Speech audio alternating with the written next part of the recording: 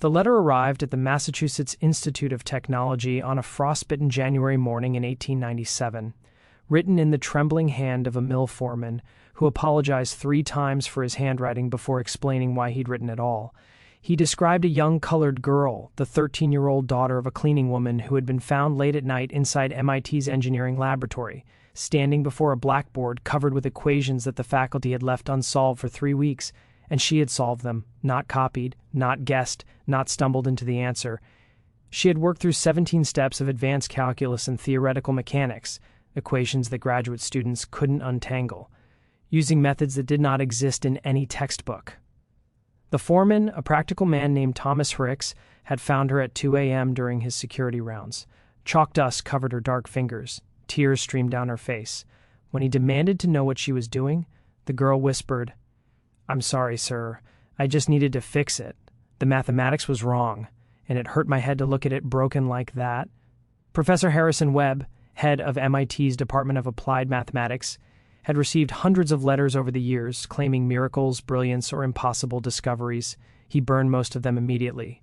But something about this letter, the foreman's reluctance, the precise detail, the quiet desperation between the lines, made him pause.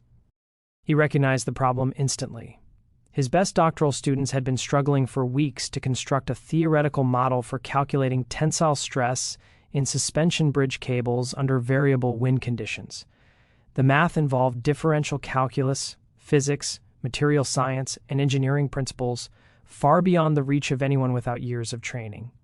The idea that a child, a poor girl, a black girl, daughter of a cleaning woman, could achieve what his brightest students could not was absurd, and yet the foreman had copied her work before erasing the board, following nightly procedure. The proof was attached to the letter. Webb checked it that afternoon, checked it again that night, and brought it to 2 colleagues the next morning. It was correct, not merely correct, astonishing. The approach was something none of them had even imagined. This wasn't calculation. This was the rarest form of genius. Mathematics as something alive, something she could see and feel the way others feel music or light. Within a week, a deeply unsettled Professor Webb boarded a train to Boston's South End with nothing but a notebook, a pencil, and a skepticism that was quickly dissolving into fear. Before we continue to what happened when Webb finally found Lydia Johnson and her mother in their tiny boarding house room, I want you to do something. If stories like this, stories of hidden brilliance, buried history, and minds the world tried to ignore, speak to you, subscribe to Vintage Chains, turn on the notification bell, and comment below with the name of the country you're watching from. Let's see how big this global community of truth seekers really is. Now let me take you into that freezing boarding house and show you what Professor Webb discovered, what he heard, what he witnessed, and why it shattered everything he believed about intelligence, memory, and the limits of the human mind. The South End in 1897 was where Boston hid the people it depended on but didn't want to acknowledge. Irish immigrants, freed slaves, and factory laborers crowded into dark tenements, working the jobs that fueled Boston, while living lives the city pretended not to see. Lydia Johnson and her mother Clara lived in one of the worst buildings on the block, a 4-story structure of water-stained brick and sagging shutters. The air inside smelled like cold smoke and boiled cabbage, a fog of poverty that clung to the walls. Webb climbed to the 3rd floor, his fine coat drawing wary glances from residents who recognized the uniform of a man from another world, a world that had never once noticed theirs.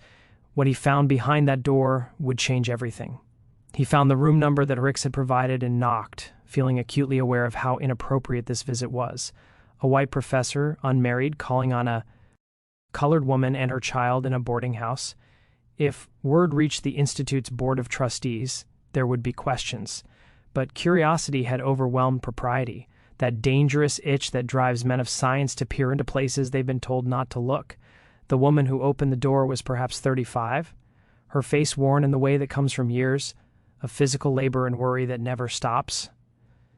She wore a plain gray dress patched carefully at the elbows, her hair wrapped in a faded blue cloth.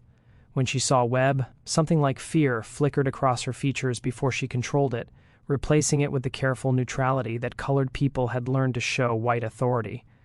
Ma'am, I'm Professor Harrison Webb from the Massachusetts Institute of Technology. I'm looking for Mrs. Clara Johnson. I'm Clara Johnson, sir.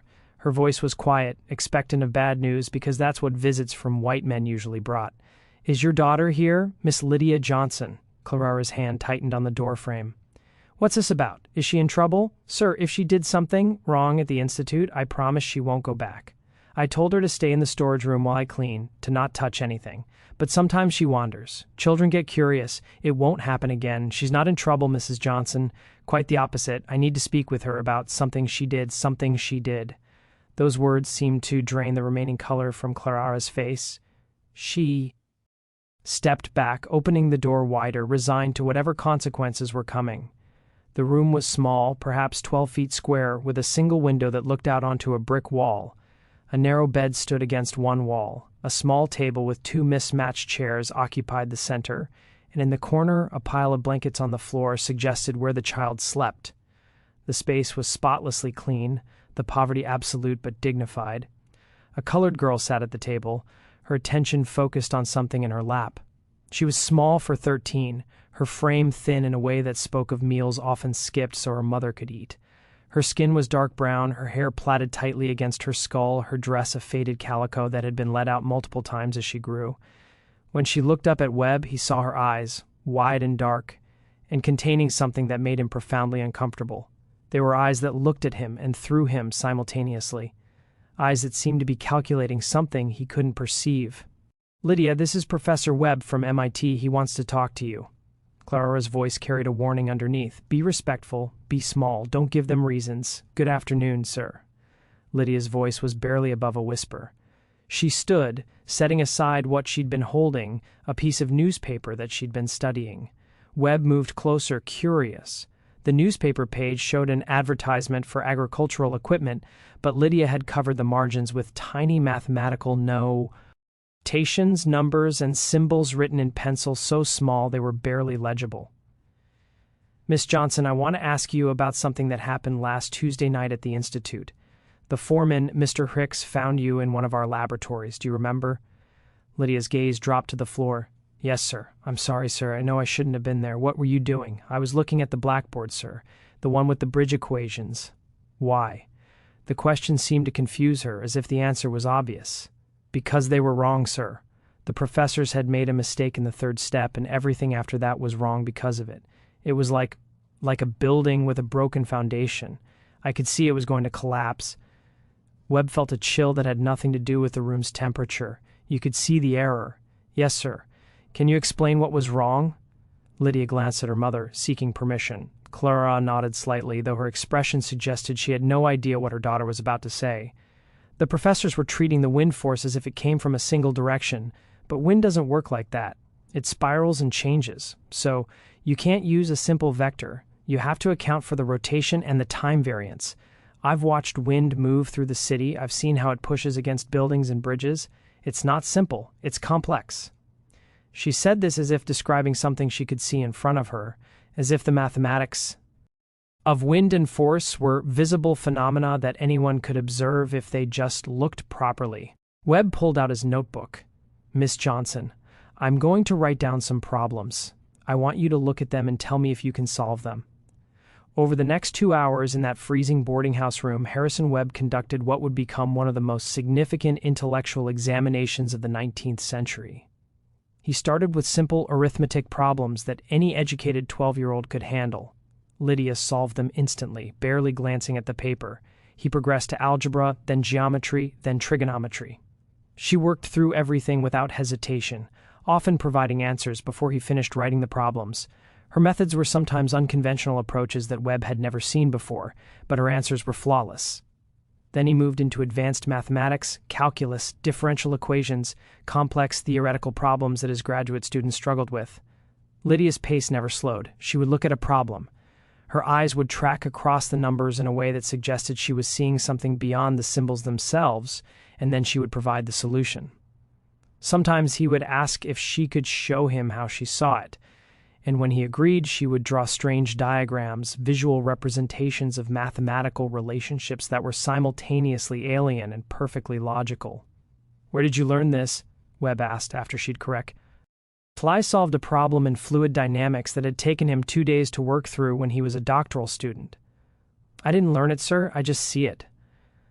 What do you mean you see it? Lydia struggled to explain, her young voice searching for words to describe something that shouldn't be possible. When I look at numbers, sir, I don't see what other people see. I see shapes, patterns. Mathematics isn't symbols on paper for me. It's like architecture in my head. I can see how numbers fit together, how forces balance, how systems work. When I look at an equation, I'm seeing the shape of what it's describing. The bridge problem. I could see the bridge in my head, see the forces acting on it, see how the mathematics had to bend to match the reality of the structure. Does that make sense? It made no sense. It made terrible revolutionary sense. Webb had heard of Sants, individuals with highly specific talents, calculating prodigies who could multiply enormous numbers in their heads, but couldn't understand why the calculations worked. But Lydia wasn't a Sant. She understood the underlying principles. She could explain her reasoning. She could apply her abilities to novel problems. This wasn't idiot savant syndrome. This was genuine, profound mathematical genius, the kind that appeared perhaps once in a generation, and it had manifested in a colored girl living in poverty, daughter of a cleaning woman who had somehow taught herself advanced mathematics simply by observing the world around her. How do you know about physics, about engineering? Webb asked. From watching, sir. Mama cleans at MIT 5 nights a week. I go with her because she can't leave me alone here. It's not safe. I'm supposed to stay in the supply closet while she works. But sometimes I walk around when the buildings are empty. I look at the blackboards. I read the books left open on desks. I watch how things work, how machines move, how bridges hold weight, and I see the mathematics underneath it all. It's like the world is made of numbers and forces, and I can see the equations that make everything happen. Clara had been standing silently by the door, watching her daughter with an expression of fear and pride intertwined. Now she spoke, her voice strained. Is she wrong in the head, Professor? The other mothers, they say she's strange, that it's not natural for a child to think the way she does. I've been worried, sir, that something's not right with her. Webb looked at this woman who had no education herself, who worked brutal hours cleaning other people's dirt, who was asking if her daughter's brilliance was a disease. Mrs. Johnson, your daughter is not wrong in the head. She's extraordinary. She has abilities that I've never encountered in my entire career. She's solving problems that trained mathematicians can't solve. She's understanding concepts that require years of university education to grasp, and she's doing it naturally, as if her mind operates on a different level than the rest of us. Clara's eyes filled with tears. Is that good or bad, sir? And there was the question, wasn't it? In a world that believed colored people were intellectually inferior, that used that supposed inferiority to justify segregation and disenfranchisement, that built its entire social hierarchy on the assumption that people like Clara and Lydia Johnson were fundamentally less capable than white people. What did it mean to discover a colored child whose abilities exceeded those of the most educated white men? Was that good or bad? I don't know, Webb admitted, but I need to understand it. I need to test her more extensively, document her abilities, try to understand how her mind works. Will it help her? Clara asked, cutting through all the scientific fascination to the only question that mattered to her mother. Will whatever you do help my daughter have a better life? Webb wanted to say yes. He wanted to promise that revealing Lydia's abilities would open doors, would prove to the world that intelligence had no color, would force society to acknowledge that its racial theories were lies. But he'd lived in this world long enough to know better. I honestly don't know, Mrs. Johnson, but I can promise you this. I will do everything in my power to ensure that she's protected, that she's not exploited, that her abilities are used to help her, not to harm her. Clara looked at her daughter, at this child who saw the world in equations, who had been blessed, or cursed with a mind that wouldn't stop calculating. Lydia, baby, what do you want? Lydia's answer was simple, devastating in its simplicity. I want to learn, Mama. I want to understand more. The mathematics I can see. It's like I'm looking at a book with half the pages missing. I can see some of it, but there's so much more I know exists, but can't see yet because I haven't learned the language for it. I want to know the rest. How could a mother deny her child that? How could anyone who claimed to care about knowledge and truth deny a mind like this the chance to develop? All right, Clara said finally, but "Professor Webb, if this goes wrong, if they hurt her or use her or try to take her from me, I'll run. I'll take her and we'll disappear and you'll never find us. You understand?" "I understand." One Webb returned to MIT and immediately wrote to 3 colleagues whose judgment he trusted, asking them to come to Boston to verify what he'd found. Within 2 weeks, 3 of America's leading mathematicians had made the journey to that boarding house room. All 3 emerged shaken, convinced, unable to explain what they'd witnessed. Lydia Johnson could solve any mathematical problem they presented. She could visualize complex spatial relationships. She could understand abstract theoretical concepts that shouldn't be accessible to someone without formal training. And perhaps most remarkable, she could extend existing theories, suggesting new approaches and methods that, when the professors checked them later, proved to be valid innovations. She wasn't just mimicking or memorizing, she was creating, genuinely advancing mathematical thought. By February, word had begun to spread through academic circles. Not publicly, not yet, but in the careful correspondence between scholars, the whispered conversations at conferences. "There's a colored girl in Boston. Webb found her. You have to see it to believe it." And with that spreading awareness came the inevitable question that would define everything that followed. What do we do with her? MIT's Board of Trustees met in emergency session on February 18, 1897. Professor Webb presented his findings, bringing with him documentation of Lydia's abilities, testimonials from the visiting mathematicians, and a proposal. The institute should provide Lydia with formal education, perhaps a special tutorial arrangement, since admitting a colored female student would be impossible given current policies. They should study her, yes, but gently, respectfully, in ways that would help her develop her abilities while protecting her from exploitation. The board's response was more complicated than Webb had anticipated. Half the trustees saw Lydia as a scientific opportunity, a chance to understand the origins of mathematical genius, potentially to prove that intelligence transcended race. The other half saw her as a problem. If word got out that a Negro child was intellectually superior to white graduates of MIT, it would challenge everything that justified the current social order. It would be ammunition for integrationists, for those radicals who wanted to overthrow segregation and force racial mixing. It would embarrass the institute, raise questions about their admissions policies, potentially alienate Southern donors and students. The compromise they reached satisfied no one. Lydia would be allowed to study at MIT, but only in complete secrecy. She would come at night when no students were present. She would work with select professors who understood the sensitivity of the situation. Under no circumstances would her existence be publicly acknowledged. She would be a ghost, a shadow, permitted to learn but forbidden to exist officially.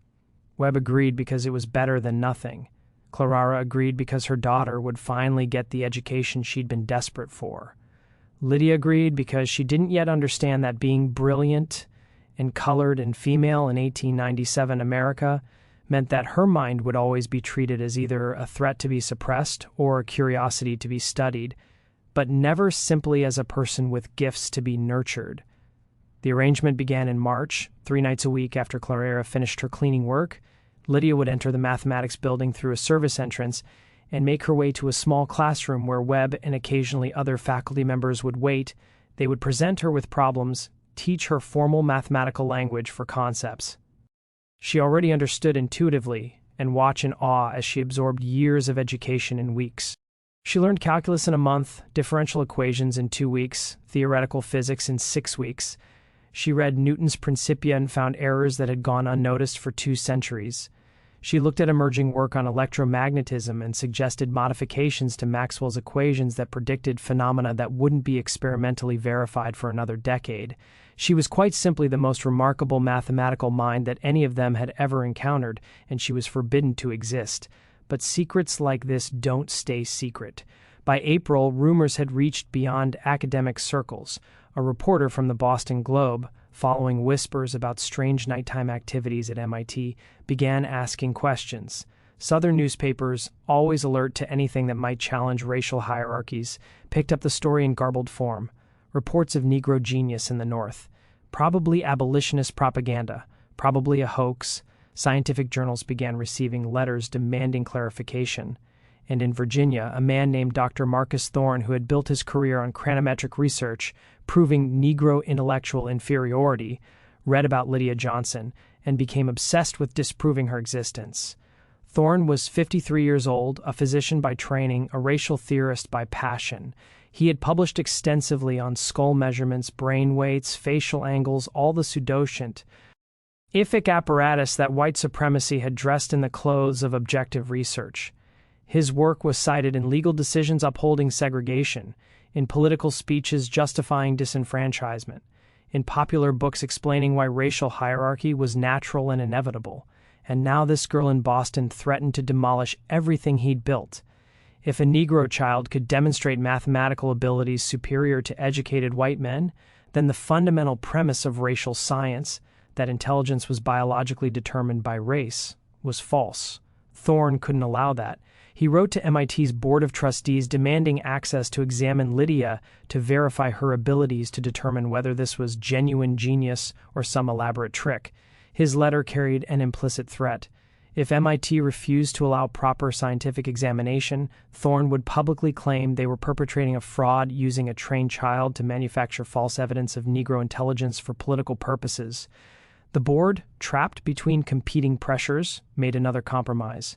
They would allow a controlled examination by a panel of outside scientists, including Thorne, to verify Lydia's abilities and determine their significance. Webb argued against this. He'd read Thorne's work, he knew the man's agenda, but the board overruled him. Better to allow the examination and let the truth speak for itself than to appear to be hiding something. The examination was scheduled for May 15, 1897, and Professor R. Harrison Webb, who had discovered Lydia Johnson and promised to protect her, could feel control of the situation slipping from his hands, could sense that something terrible was approaching, something he would be powerless to prevent. But he had no idea just how terrible it would become, or how far men would go to suppress a truth that threatened their entire worldview. And that is where we must pause. The examination room they chose was on MIT's third floor, a space normally used for advanced laboratory work, now cleared of equipment and arranged like a courtroom. A long table at one end seated the examination panel. Dr. Marcus Thorne from Virginia, Dr. Edmund Cartwright from Yale's Department of Psychology, Professor Lawrence Hamilton from Harvard's Medical School, and 2 representatives from MIT's own faculty. Professor Webb sat to the side, technically present as an observer, practically powerless. At the room's center stood a smaller desk, a single chair, and nothing else. This is where Lydia would sit, isolated, visible from all angles, subject to scrutiny from every direction. Clara Johnson waited outside in the hallway, forbidden from entering. The board had decided that her presence might somehow influence the examination, as if a cleaning woman could secretly signal advanced mathematical solutions to her daughter. When Lydia entered, escorted by a stern-faced administrator, the 5 men at the table fell silent, studying her with the clinical detachment they might apply to an unusual specimen under glass. She wore her best dress, which was still worn and patched, her hair plaited so tightly it pulled at her scalp. She was 13 years old, barely 5 trillions tall, 70 at most, walking into a room full of white men who had the power to define her entire existence. Webb watched her face, looking for fear, but what he saw instead was that strange analytical expression she wore when confronting a mathematical problem, as if she was calculating the dimensions of the trap she'd walked into. "Sit down, girl," Thorne said, not bothering with her name. Lydia sat, her hands folded in her lap, her back straight despite the chair being slightly too large for her frame. Thorne opened a leather folder, withdrawing several pages of notes. "We are here to conduct a scientific examination of the claims made regarding your supposed intellectual abilities. You will answer our questions truthfully and completely. You will solve the problems we present. You will submit to physical examination if required. Do you understand?" "Yes, sir."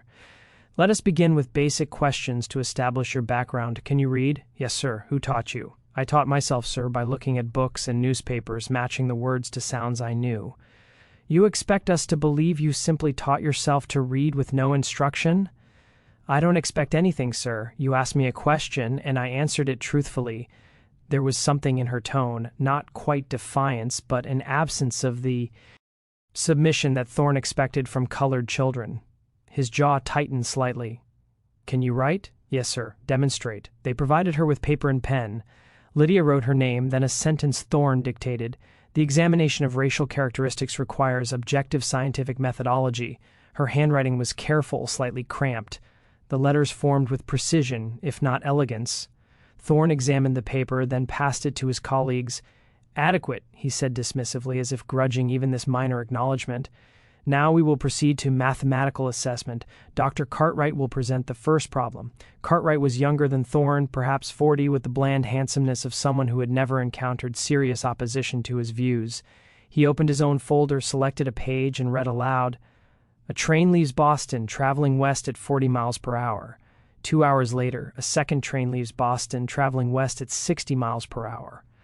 How long will it take the second train to overtake the first?" It was a problem that any decent student of algebra could solve, the kind of question designed to establish baseline competence, Lydia answered before Cartwright finished reading. 3 hours, Cartwright blinked. "You need to show your work. The first train travels for 2 hours before the second train starts covering 80 meters. The second train is 20 miles per hour faster, so it closes the gap at 20 miles per hour. 80 divided by 20 equals 4 hours of travel time for the second train. But you asked how long after the second train departs, so it's 3 hours. Cartwright checked his notes. "That's correct, but you should write out the equations. If you want me to write them, I will, sir. But you asked for the answer, and I gave it to you." The examination continued for the next hour, progressing through increasingly difficult mathematics, algebra, geometry, trigonometry, calculus. Each time, Lydia would listen to the problem, sometimes ask for clarification of what exactly they wanted her to find, then provide the answer with minimal delay. The panel began glancing at each other, the kind of looks that pass between people who are witnessing something they can't quite process. Webb watched Thorne's expression shift from confident superiority to confusion to something darker, anger perhaps, or fear. Around the second hour, Thorne took over the questioning directly. "These are parlor tricks," he announced. "Memorization and training. The girl has been coached to perform these calculations. We need to test genuine understanding, not rote responses." He withdrew a different set of papers, problems he'd prepared specifically for this examination, complex theoretical questions that couldn't be solved through memorization because they required real understanding of underlying principles.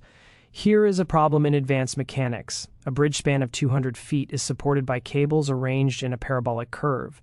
Given the following specifications for cable tension, deck weight, and load distribution, calculate the maximum safe load the bridge can support under sustained wind pressure of 30 minutes/hour.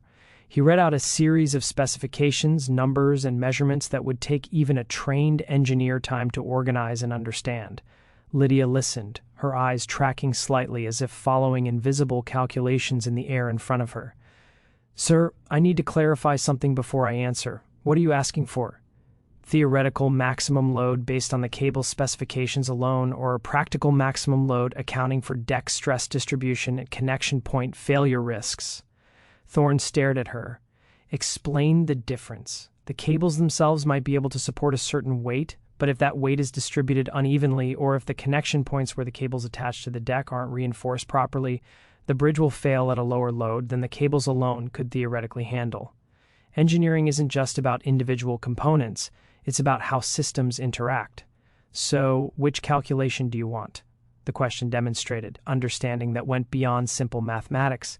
This was systems thinking, the ability to see how multiple factors interacted, the kind of conceptual sophistication that separated competent engineers from brilliant ones. "Both," Thorne said finally. "Give me both calculations." Lydia closed her eyes for perhaps 30 seconds, her lips moving slightly as if speaking to herself. Then she opened them and began to recite numbers, explaining her methodology as she went, describing how she was visualizing the bridge structure, how she was accounting for force distribution, how she was calculating stress factors at critical points. She provided 2 numbers, one for theoretical maximum based on cable strength alone, another lower number for practical maximum accounting for system vulnerabilities. The panel sat in stunned silence. Finally, Hamilton from Harvard spoke up. "Dr. Thorne, do you have the solutions to these problems?" "Of course. Are her answers correct?" Thorne checked his notes, taking longer than necessary, clearly hoping to find an error. His face darkened as he compared Lydia's answers to his own calculations. "The first answer is correct. The second answer uses a methodology I hadn't considered but appears to be valid." Appears to be. Webb couldn't stay silent any longer. Either the mathematics is sound or it isn't. The mathematics may be sound, but that doesn't prove she derived it independently. She could have been taught these specific problems.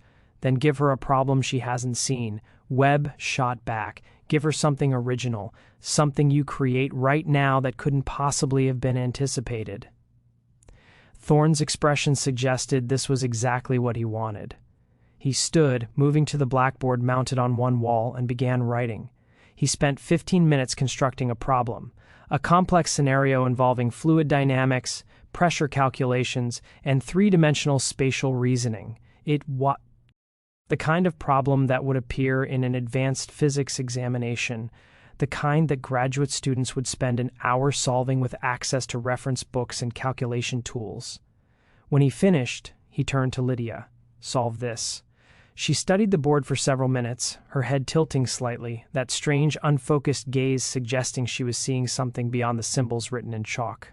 Then she stood, walked to the board, and asked, "May I show my work here, sir? Please do." What followed was, for Webb, one of the most remarkable demonstrations of mathematical thinking he had ever witnessed. Lydia didn't just solve the problem, she restructured it, finding a more elegant approach than the one Thorne had anticipated, using visual representations that made complex relationships suddenly clear.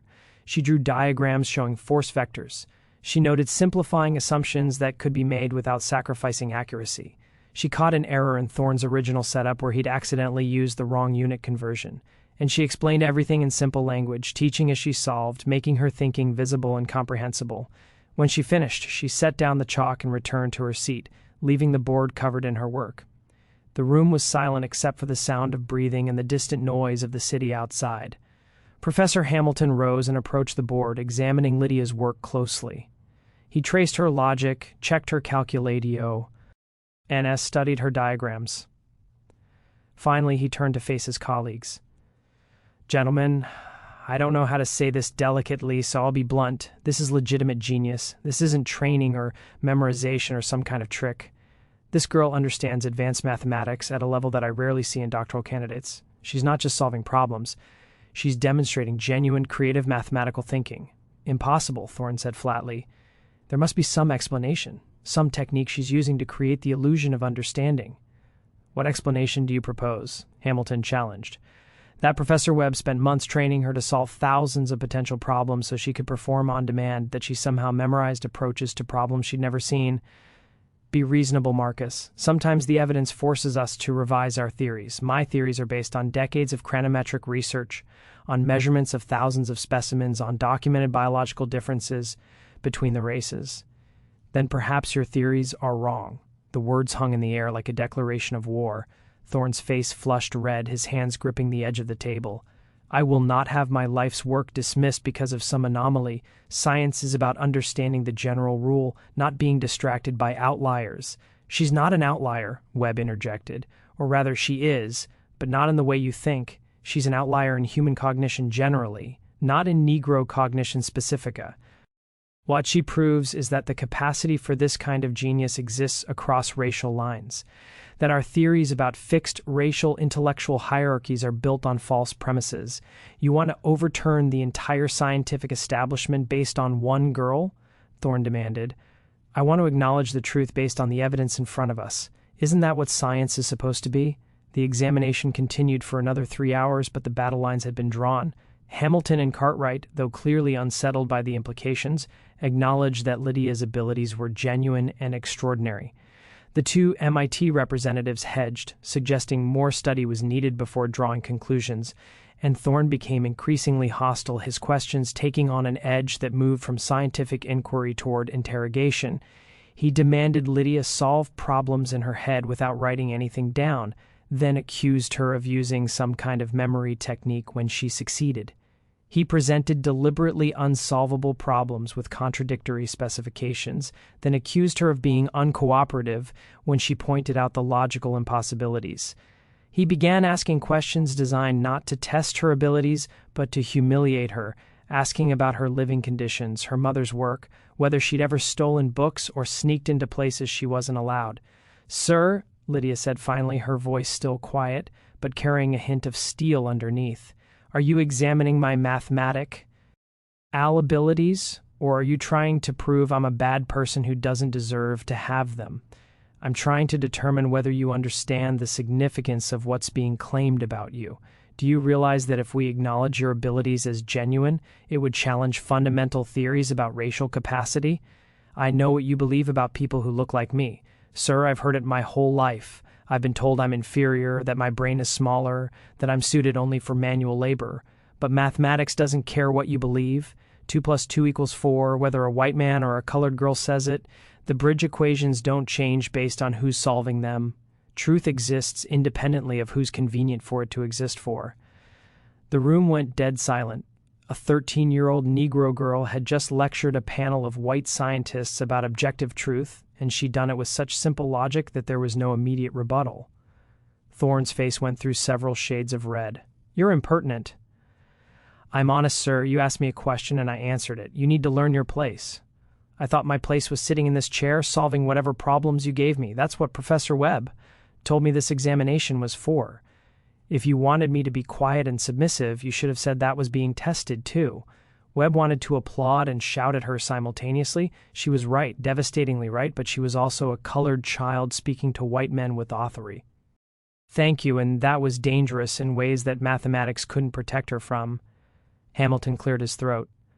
Perhaps we should take a brief recess. This has been an intensive examination, and I think we all need to collect our thoughts before proceeding to physical measurements. Physical measurements. Webb's stomach dropped. He'd been dreading this part. Chronometry, the measurement of skull size and shape, was considered essential to any scientific examination of intelligence. In 1897, Thorne would want to measure Lydia's head, compare her skull dimensions to his charts and tables, try to find some physical explanation for her abilities that didn't threaten his theories about racial hierarchy, and there was no good outcome. If her skull measurements were unremarkable, Thorne would use that to argue her abilities must be fraudulent because genuine intelligence required certain physical characteristics. If her measurements were unusual, she'd become a specimen to be studied, poked, prodded, possibly even subjected to more invasive examinations. During the recess, Webb found Clara in the hallway. She stood when she saw him, her face tight with worry. How is she holding her own? She's brilliant, Clara. She's proving everything we knew about her abilities, but that's making it worse in some ways. What do you mean? Half the men in there are convinced she's extraordinary. The other half are terrified of what that means, and frightened men are dangerous. Clara grabbed his arm, her grip surprisingly strong. Professor Webb, if they try to hurt her, if they try to take her from me, you have to help us get away. I can't let them turn my baby into some kind of exhibit. It won't come to that. You can't promise that. You're a good man, Professor. I can tell. But you're one person and they're the whole world. If the whole world decides it needs to suppress what Lydia is, what can one good man do? It was the question that would haunt Webb for the rest of his life. When they reconvened, Thorne had regained his composure, though his eyes held something cold and calculating. We need to proceed to anthropometric measurements, standard chronometric protocol. He withdrew a set of calipers from his bag, metal instruments designed to measure skull dimensions with precision. Miss Johnson, if you would stand and come here. Lydia looked at Webb, seeking some signal about whether this was safe. He had no signal to give her. She stood and approached Thorne, her small frame tense. This won't hurt, Thorne said, though his tone suggested he didn't particularly care whether it did. I'm going to measure various aspects of your skull structure. Hold still. He positioned the calipers against her head, measuring from different angles, calling out numbers that Cartwright recorded in a notebook. Maximum cranial length, cranial breadth, cranial height, facial measurements, angles, and proportions. The process took 20 minutes, during which Lydia stood perfectly still, her eyes fixed. On some distant point, her jaw clenched. When Thorne finished, he studied his notes with an expression of deep frustration. The measurements are within normal ranges for her age and sex. Cranial capacity appears adequate, though of course we cannot determine brain weight without dissection. The casual mention of dissection, as if Lydia were already a corpse to be studied, made Webb's blood run cold. That won't be necessary, he said sharply. We're examining a living child, not preparing a cadaver for autopsy. Obviously, we cannot dissect a living subject, Thorne replied with exaggerated patience, but it does limit our ability to draw definitive conclusions about the physical basis of her supposed abilities. There's nothing supposed about them. You spent 5 hours watching her solve problems that most people couldn't solve with weeks of study. At what point does the evidence become sufficient? Evidence is meaningless without proper theoretical framework. Yes, the girl can perform mathematical operations. That's documented. But what does it mean? Is this genuine intelligence or some form of savant syndrome? An isolated ability divorced from general reasoning capacity? Is this a unique case or evidence of broader patterns we failed to observe? Can these abilities be reliably transmitted to offspring, or are they a genetic anomaly? These are the questions that matter scientifically. Those questions all assume she's here to be studied like a lab specimen instead of educate. D, like a human being with extraordinary gifts. She's a Negro, Thorne said flatly. Her education or lack thereof is not my concern. My concern is understanding the scientific implications of her case for our theories of racial intelligence. And there it was, stated plainly. Lydia wasn't a person to Thorne. She was data, a problem to be solved, an inconvenience to be explained away or absorbed into existing, frameworks that kept the racial hierarchy intact. Hamilton spoke up, his tone careful. Dr. Thorne, I think we need to acknowledge that this examination has demonstrated genuine, extraordinary abilities. The question is what we do with that information. We study her further, Thorne said immediately. Comprehensive testing over an extended period, multiple examinations by different researchers, documentation of her development over time. This is too significant to be resolved in a single day. You want to turn her into a permanent research subject. Webb said, I want to pursue proper scientific investigation. Surely you understand that this case demands thorough study. What I understand is that you want to lock a 13-year-old girl in a laboratory and test her until you either explain away her abilities or she breaks under the pressure. Don't be dramatic. We're not discussing anything harmful. Simple observation and testing, simple observation that would require removing her from her home, separating her from her mother, making her entire existence about satisfying your scientifi. See curiosity. The argument escalated, voices rising, the five men talking over each other, and in the middle of it all, Lydia stood silently, listening to them debate her future, as if she weren't present, as if she had no say in what happened to her own life. Finally, she spoke, her voice cutting through the argument with unexpected force. Excuse me, sir. They fell silent, surprised that she'd spoken without being addressed. I have a question. This is not the time, Thorne began. When is the time, sir? You've been examining me for 7 hours. You've tested my mathematics, measured my head, discussed what it means that I can do what I can do, but nobody's asked me what I want. What you want is irrelevant, Thorne said. You're a minor, and more importantly, you're in no position to understand the scientific significance of your own case. I'm in no position, sir. I understand mathematics that you had to study for years to grasp. I can see patterns and relationships that took humanity thousands of years to discover. I taught myself to read and write because I knew I needed language to make sense of the mathematics in my head. I may be 13 and colored and female, but I'm not stupid about my own life, so I'll ask again. Does anyone care what I want? Hamilton cleared his throat. What do you want, Miss Johnson? I want to learn. I want access to books and teachers and problems I haven't seen before. I want to understand all the mathematics I can see but don't have names for yet. I want to use what I can do to build things, to solve real problems, to make something that matters. I don't want to be locked in a room being measured and tested and studied like I'm some kind of animal that learned a trick. That's not what scientific research, Thorne started. That's exactly what it is, sir. You don't see me as a person, you see me as evidence for or against your theories, and I understand why. If I'm real, if I'm genuinely this intelligent, then everything you've written about racial inferiority is wrong. All those measurements you've done, all those conclusions you've published, all the laws and policies that rely on your research, it's all built on lies. That's why you're so angry.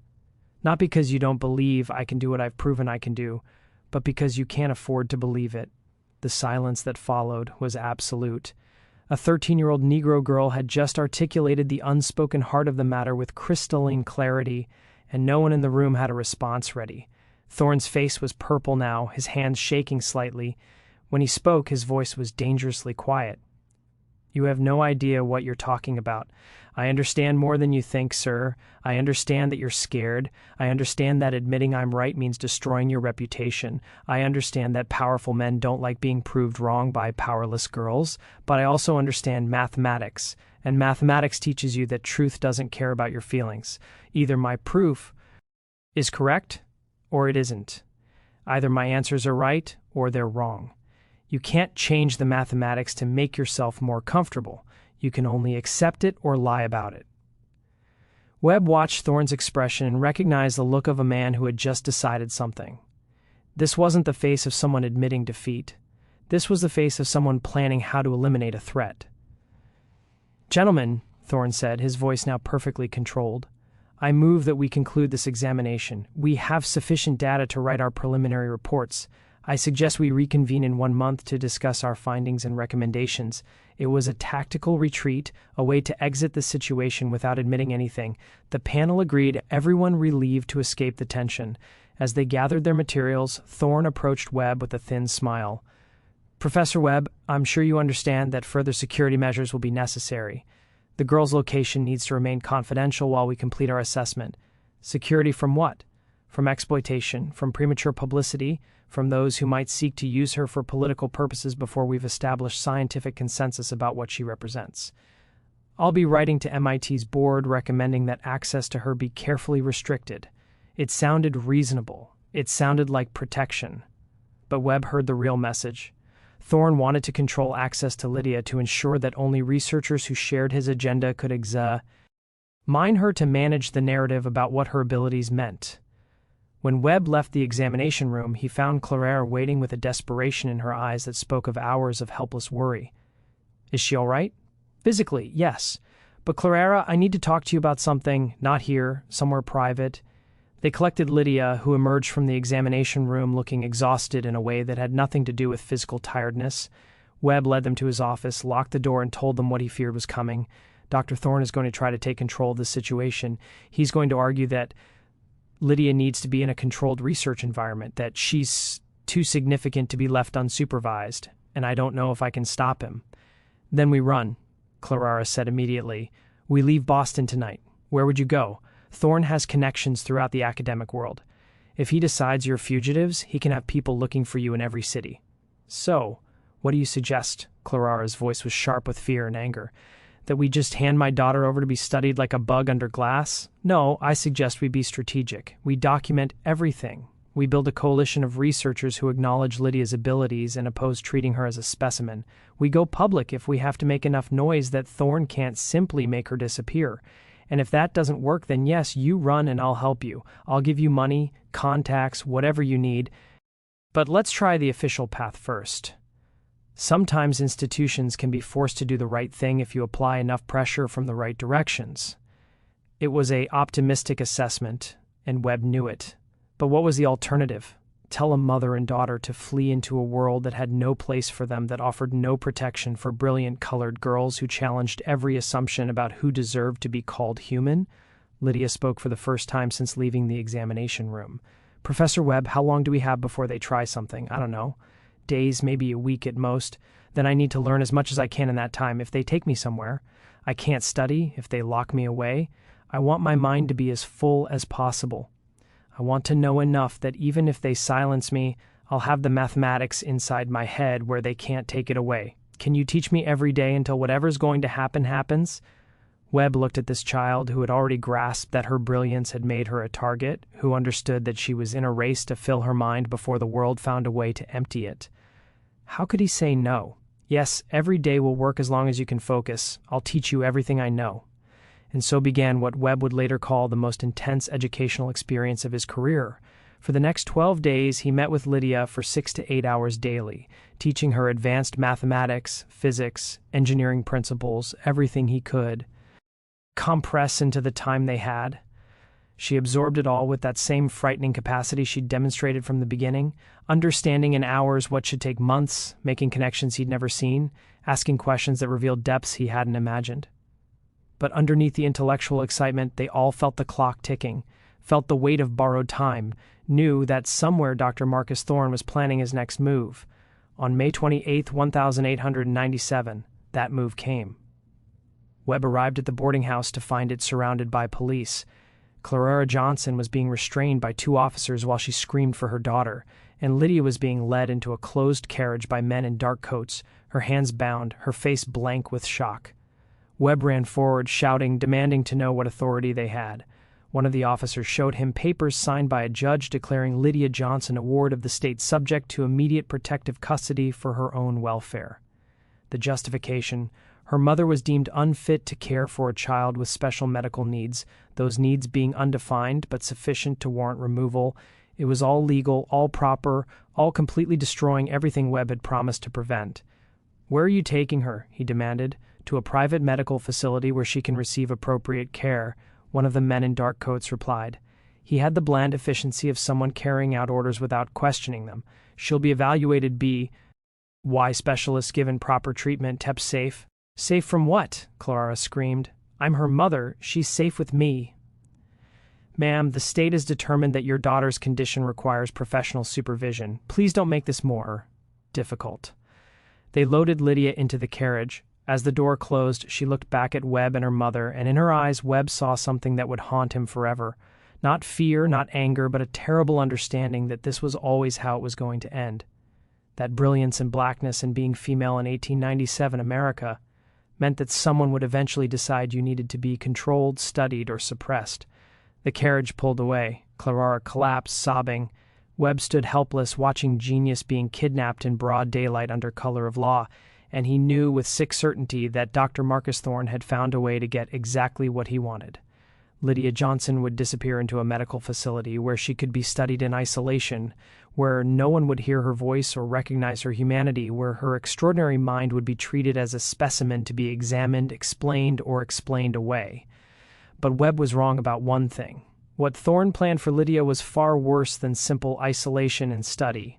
And what would happen over the next 6 months would force Webb to make choices that would destroy his career, challenge his faith in institutions, and ultimately ask whether one brilliant child was worth burning down everything he'd built his life upon.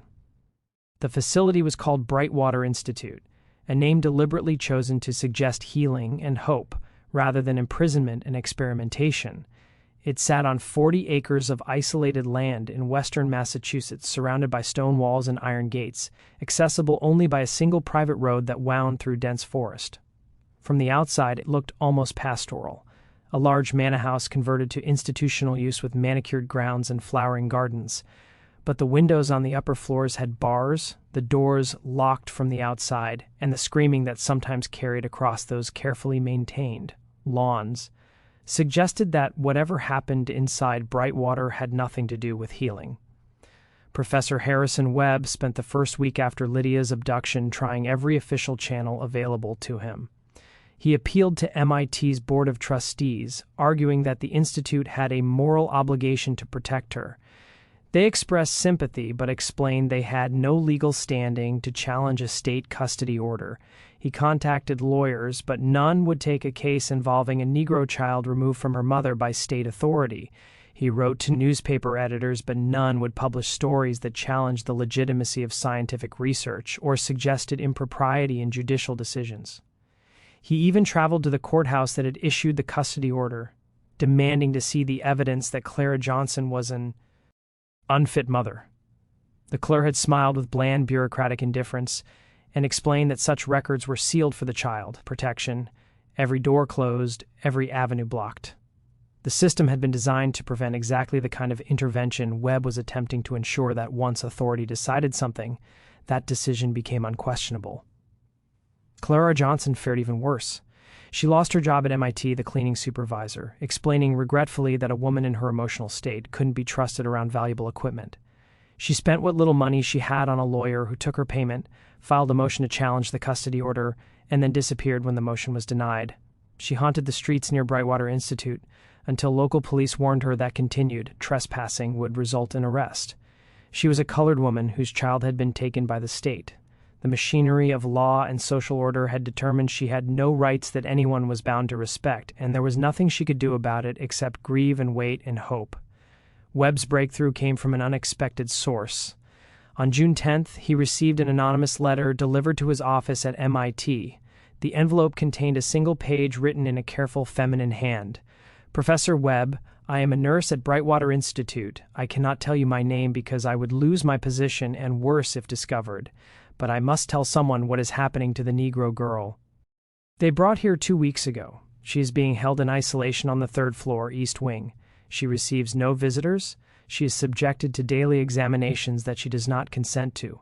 Dr. Thorne visits 3 times per week and conducts tests that leave her distressed and withdrawn. She barely eats. She does not sleep well. I hear her crying at night when I pass her room. Yesterday I heard her speaking to herself, reciting what sounded like mathematical proofs over and over as if afraid she would forget them. This is not medical care. This is captivity. I do not know what they intend to do with her, but I know it is wrong. If you care about this child, you must find a way to remove her from this place before they break her completely. God forgive me for not doing more. A friend Webb read the letter 3 times, his hands shaking. So Lydia was alive, still conscious, still trying to hold on to herself through mathematics, but she was deteriorating. He had perhaps weeks, maybe only days, before the psychological pressure of isolation and forced examination destroyed the very mind that made her extraordinary. He needed help, and he needed it from someone willing to operate outside legal constraints. He found that help in an unexpected place. Marcus Webb, no relation to Harrison, was a former Pinkerton agent who had left the agency after developing a conscience about some of the strike-breaking work he'd been required to do. He now worked independently, taking cases that interested him, often on behalf of people who couldn't afford legitimate legal representation. Webb, the professor, found Webb, the investigator, through a network of abolitionist contacts who still operated in Boston, remnants of the old Underground Railroad, who had shifted their work from helping escaped slaves to helping freed people navigate a system designed to re-enslave them through different means. "You want me to surveil a private medical facility?" Marcus Webb said when Harrison Webb explained the situation.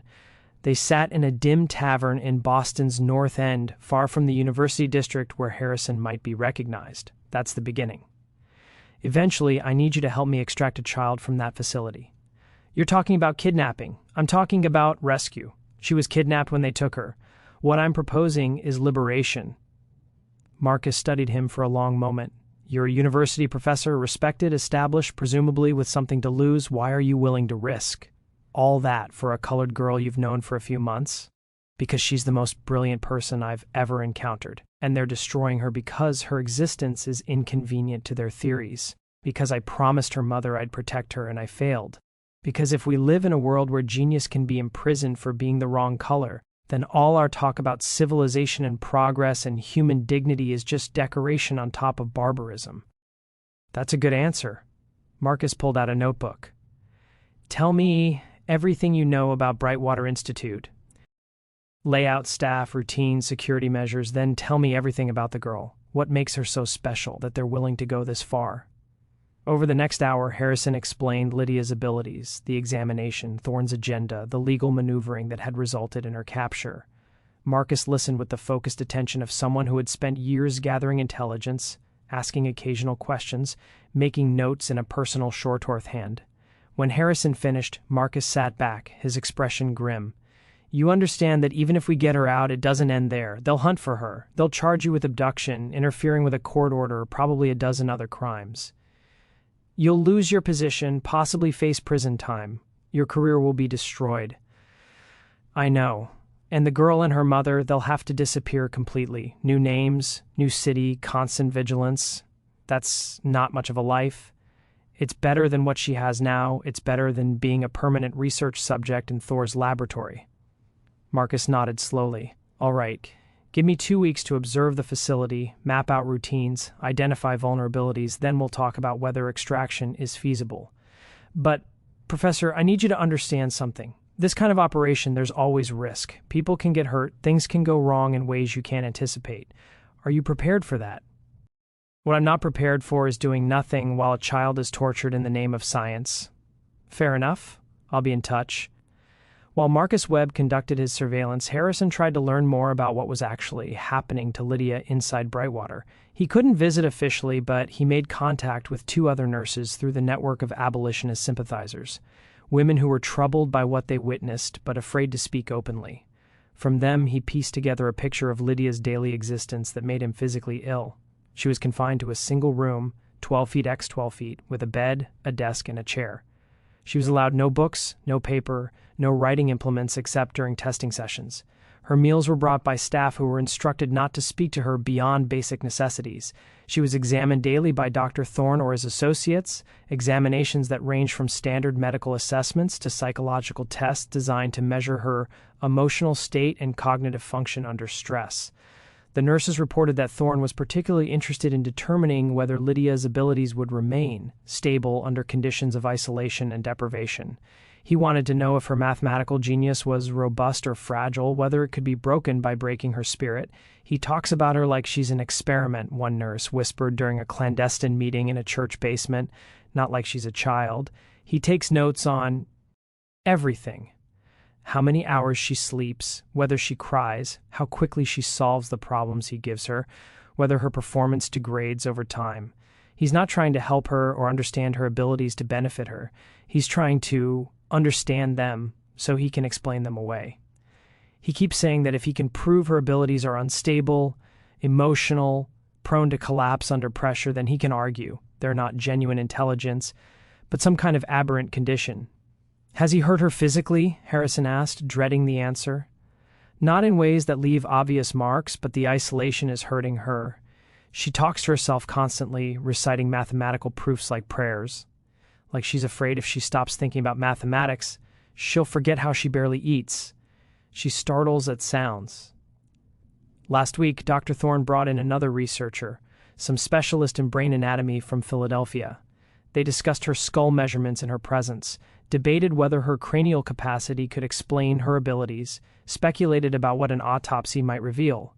They talked about dissecting her brain like she wasn't in the room, like she was already dead. She didn't cry until they left.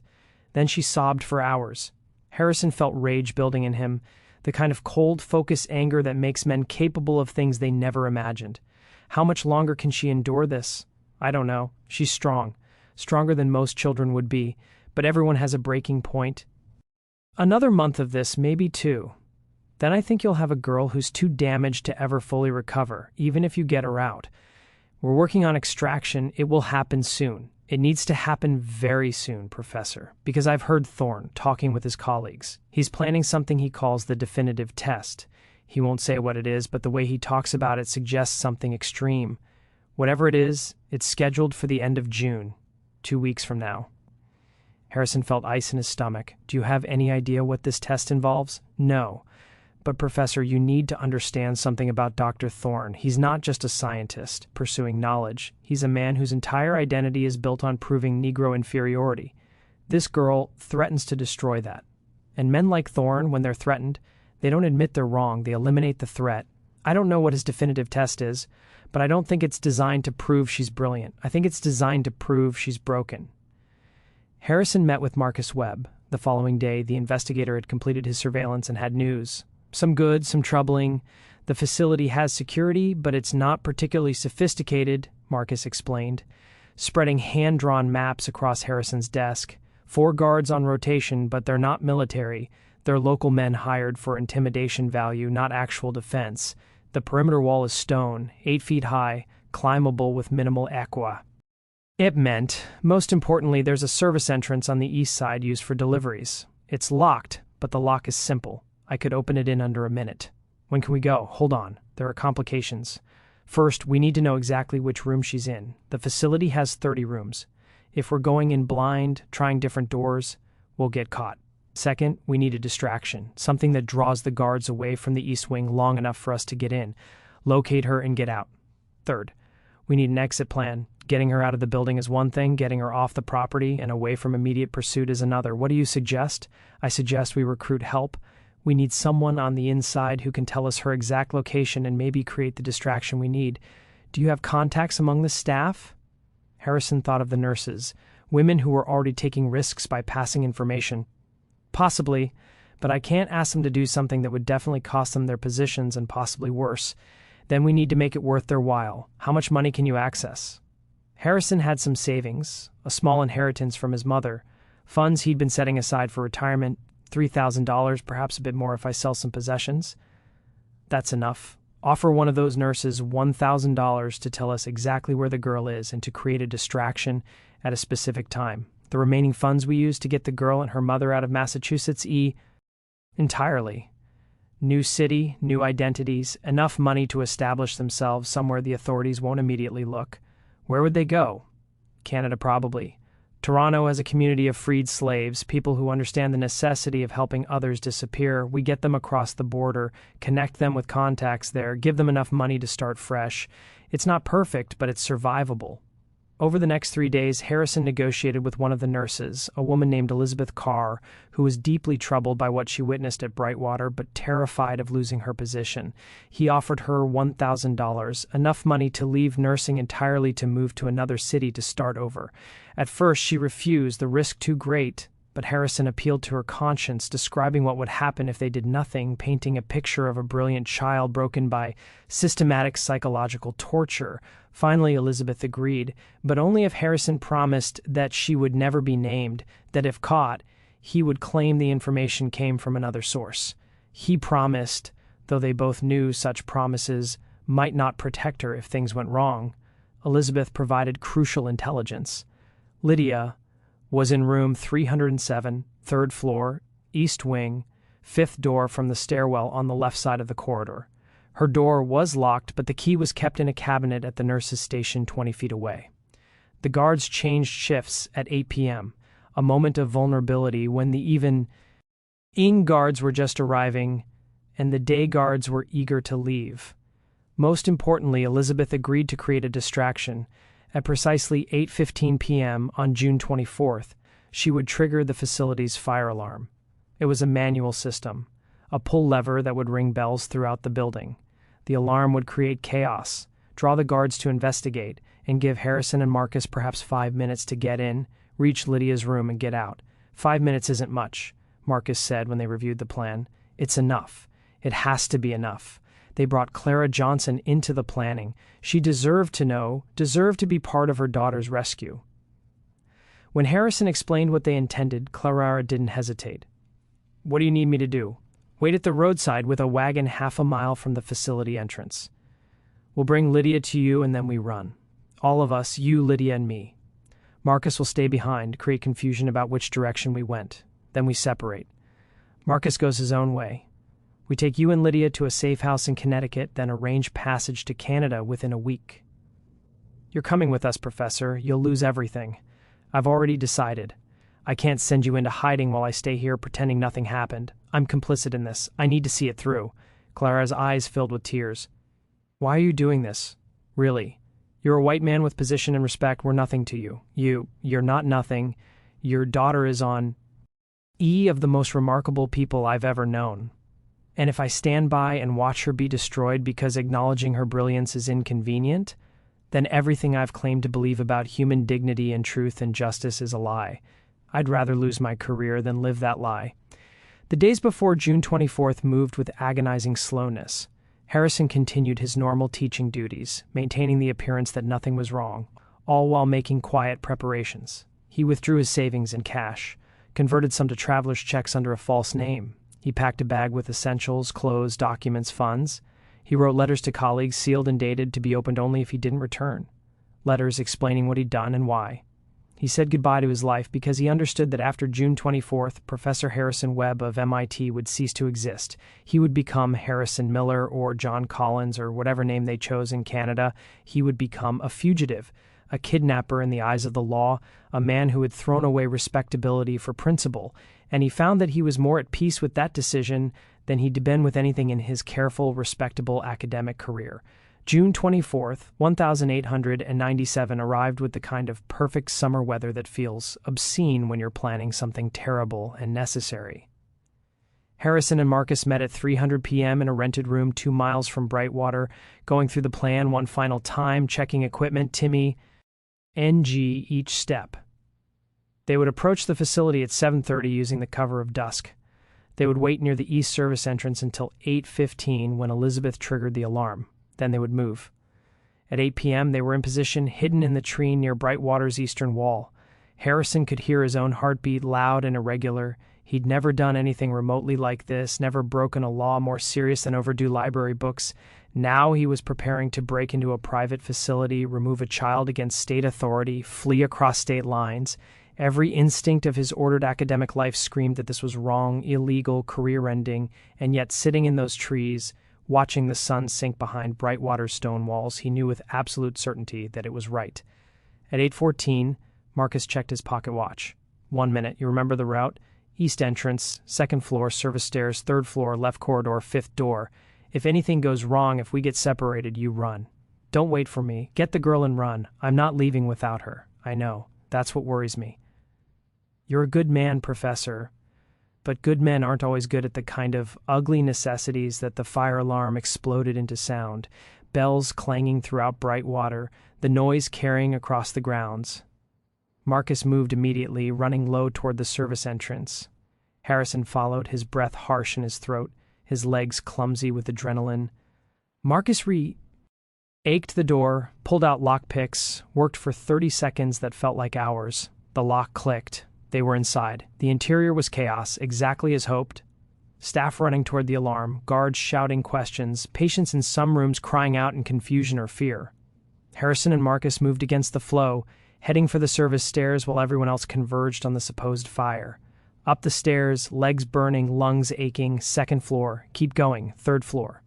The corridor stretched ahead, dim and institutional, doors on both sides, fifth door on the left. Harrison counted, his vision narrowing to that single objective. There, room 307, he tried the handle. Locked the keys, he gasped. Nurse's station. Marcus was already moving 20 feet down the corridor, reaching the cabinet Elizabeth had described. He forced it open with a crowbar, grabbed a ring of keys, ran back, tried the first key, wrong, second key, wrong, third key. The lock turned, the door opened, and Harrison Webb saw what had become of Lydia Johnson. She sat on the bed, curled into herself, her arms wrapped around her knees. She was thinner than when he'd last seen her, her face hollow, her eyes too large. She wore a plain institutional gown, gray and shapeless. When the door opened, she flinched, pressing herself against the wall, her expression showing pure terror before recognition slowly filtered through. Professor Webb. Her voice was as if she hadn't used it properly in weeks. Lydia, we're Getty. And you out right now? Can you walk? I don't understand. How are you? No time to explain. We have perhaps 3 minutes before they realize the alarm is false and start searching. Can you walk? She nodded, standing unsteadily. Harrison moved to her, supporting her weight as they moved toward the door. Marcus was already in the corridor, checking both directions. Clear. Move. They half-walked, half-carried Lydia toward the service stairs. Behind them, Harrison heard shouting, someone yelling that there was no fire, that it was a false alarm, that everyone should return to their stations. They reached the stairs and started down. Second floor, keep moving. First floor, the service entrance was ahead. The door they'd come through still unlocked. Almost there. Almost. A guard appeared at the end of the corridor, confused at first, then alarmed. Hey, what are you doing with that patient? Marcus didn't hesitate. He charged the guard, hitting him hard in the midsection, driving him back against the wall. The guard struggled, reaching for a whistle on his belt. Marcus hit him again, a vicious punch that dropped the man to the floor, unconscious or stunned. Go! Marcus shouted. I'll hold them here. Get her out! Harrison ran, supporting Lydia, bursting through the service entrance into the evening air. Behind them, whistles were blowing, voices shouting, the facility waking to the realization that someone had breached their security. He ran for the wall, pulling Lydia with him. She was gasping, her legs weak, but she kept moving, kept pushing herself. At the wall, Harrison interlaced his fingers. Step here. I'll boost you over. She put her foot in his hands. He lifted, straining, getting her high enough to grab the top of the wall. She pulled herself up with strength that seemed impossible given her condition, driven by pure, desperate will. Then she was over, dropping down the other side. Harrison grabbed the wall's top edge, pulled himself up, his arms screaming. For a terrifying moment he thought he couldn't do it, that he'd hang there until the guards caught up. Then adrenaline gave him the strength he needed. He pulled himself over, dropped heavily on the other side, his ankle twisting painfully as he landed. Lydia grabbed his arm. Come on. They ran into the trees, branches whipping at their faces, roots catching their feet. Behind them, Harrison heard guards at the wall, heard them climbing over, but the darkness in the dense forest gave them cover. They had perhaps a 12-minute lead.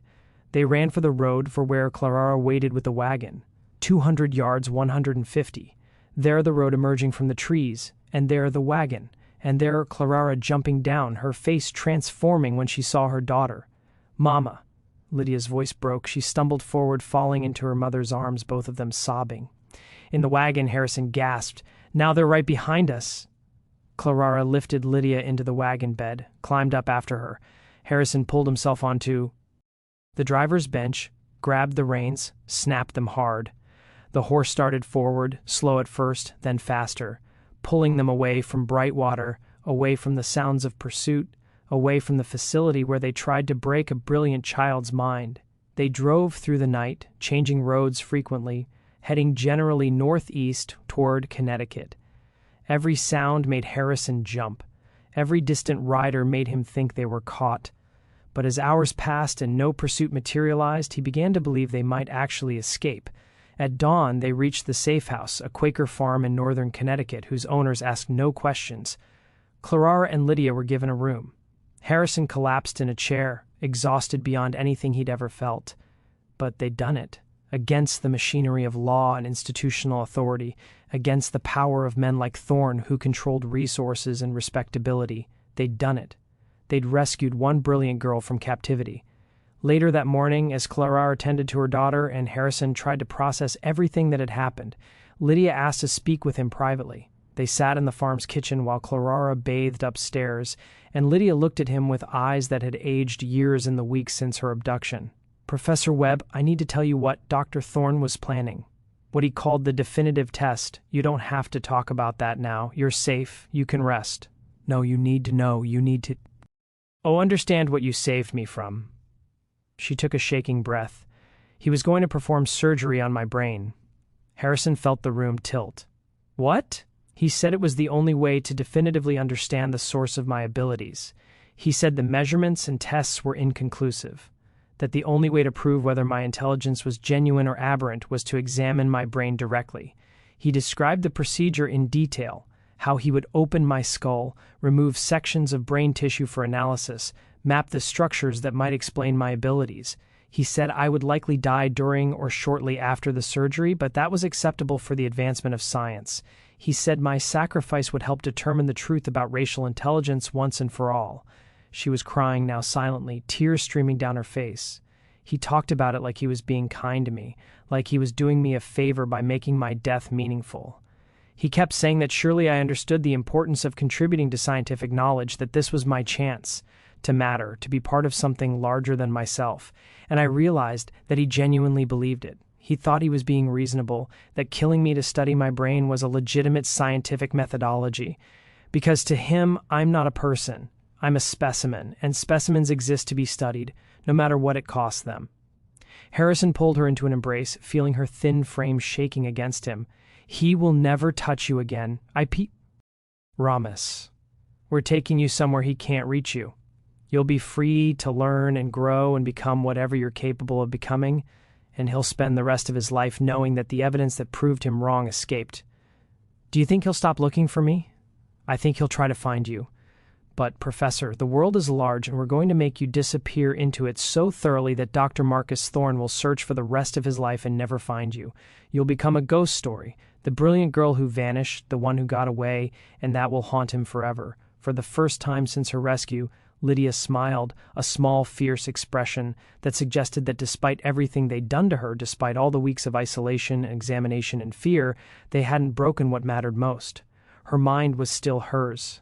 Her brilliance still burned, and now she would have the chance to see what she could become when given freedom instead of captivity, education instead of examination, humanity instead of being treated as a specimen. But the question that haunted all of them as they prepared for the final journey to Canada was whether escape was enough, whether one girl's freedom meant anything if the system that had tried to destroy her remained intact, ready to do the same to the next brilliant child who threatened the comfortable lies that kept the racial hierarchy in place. And it's here at this moment of successful escape but uncertain future that W.E. must pause again. They crossed into Canada on July 2, 1897, using forged documents that identified them as the Miller family. John Miller, a widowed school teacher from Vermont, his sister Clara Miller, and her daughter Sarah Miller, traveling to Toronto to take up a teaching position. The border guards barely glanced at them. 3 more Americans among thousands crossing for work or opportunity, or reasons they didn't care to explain. And just like that, Professor Harrison Webb ceased to exist. John Miller, with his small savings and his guilty conscience, and his determination to see through what he'd started took his place. Toronto in 1897 was a city transformed by migration. Thousands of freed slaves and their descendants had made their way north over the decades, creating communities that understood the necessity of protecting those who fled American injustice. The Millers, as they now called themselves, found rooms in one of these communities, a boarding house run by a woman named Margaret Hawthorne, whose own parents had escaped slavery via the Underground Railroad 50 years earlier. Margaret asked no questions about their past, required no explanations for the careful way they avoided giving details about where they'd come from or why they'd left. She'd seen enough refugees to recognize the signs, people who startled at unexpected knocks, who read newspapers with anxious attention to articles about fugitives and extradition, who kept bags packed near the door in case they needed to run again. She gave them space, offered quiet support, and connected them with others who might help. The first months were about survival and adjustment. Harrison, now John, found work tutoring the children of wealthy Toronto families, using his genuine mathematical expertise while carefully avoiding any mention of MIT or his academic credentials. The pay was modest but adequate. Clara found work as a seamstress, her cleaning days behind her, finally doing labor that didn't leave her exhausted and aching. And Lydia, now Sarah, slowly began to recover from the trauma of Brightwater. The physical recovery came first. Regular meals, rest, freedom from the constant stress of examination and confinement. She gained weight, her face filling out, color returning to her skin, but the psychological recovery took longer. She had nightmares that left her screaming, waking the entire boarding house. She couldn't tolerate locked doors, would panic if left alone in a closed room. She startled at footsteps in hallways, convinced that guards were coming, and she couldn't do mathematics. This was perhaps the most troubling symptom. When Harrison tried to continue her education, presenting her with problems that she would once have solved instantly, she would stare at the paper with rising panic, her breath quickening, her hands shaking. The mathematics that had once been her refuge, the one thing that made sense in a chaotic world, had been poisoned by association with Thorne's examinations. Every equation reminded her of the testing room at Brightwater. Every calculation brought back memories of being asked to perform to prove her abilities, to demonstrate her value as a specimen. "I can't see it anymore," she told Harrison one evening, 3 months after their escape, tears of frustration streaming down her face. The shapes, the patterns, the way numbers used to fit together in my head. It's like there's fog over everything. I look at a problem and I just see symbols on paper, not the architecture underneath. He broke something in me. Professor Dr. Thorne broke the part of my mind that could do the thing that made me special. You're still special, Lydia. Your mind is still remarkable. You're just traumatized. That's normal after what you experienced. But what if it doesn't come back? What if I lost it permanently? Then what was the point? We ran. You gave up everything. Mama lost her home. And for what? To save a girl who isn't even particularly smart anymore. Harrison grabbed her shoulders, forcing her to meet his eyes. Listen to me carefully. Your value as a human being has nothing to do with your mathematical abilities. Nothing. You are worthwhile because you exist, because you're a person with thoughts and feelings and dignity, not because you can solve equations faster than other people.